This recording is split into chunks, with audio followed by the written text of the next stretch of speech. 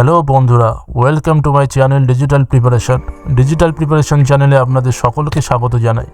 এতক্ষণে অবশ্যই আপনারা আমার থাম্বনেল দেখে বুঝে ফেলেছেন যে ভিডিওটা আজকে কী নিয়ে হতে চলেছে।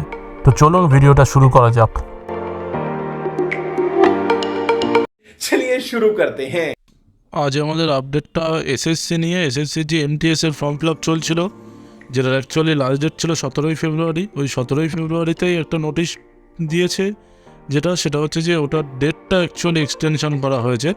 যেটা 17 তারিখ ছিল লাস্ট ডেট, ওটা 24 তারিখ করা হয়েছে লাস্ট ডেট অনলাইন অ্যাপ্লিকেশনের জন্য। আর যদি কেউ অনলাইনে ফিস পেমেন্ট করতে চায় তাহলে তার লাস্ট ডেটটা হচ্ছে 26 তারিখ। আর যদি দেখা যাচ্ছে কেউ অফলাইন চালান জেনারেট করে তার 26 তারিখ লাস্ট ডেট।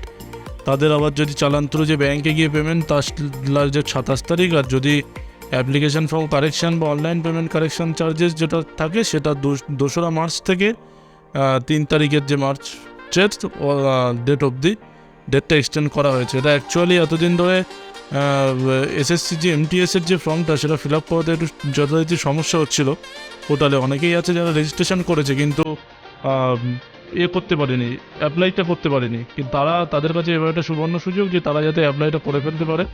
তো এটাই আজকে একটা ছোটো নোটিশ ছিল, জানানোর ছিল এমার্জেন্সি। ঠিক আছে, তো যারা যারা করোনি অ্যাপ্লাই বা করতে পারোনি কোনো কারণে টেকনিক্যাল রিজনের জন্য, তারা অ্যাপ্লাইটা করে দিও। यही नहीं, अभी और सुनिए। বিভিন্ন সরকারি ও বেসরকারি চাকরির খবর সবার আগে পাওয়ার জন্য চ্যানেলটিকে অবশ্যই সাবস্ক্রাইব করুন এবং যুক্ত থাকুন আমাদের সঙ্গে। এবং ভিডিওটি দেখার জন্য অশেষ ধন্যবাদ।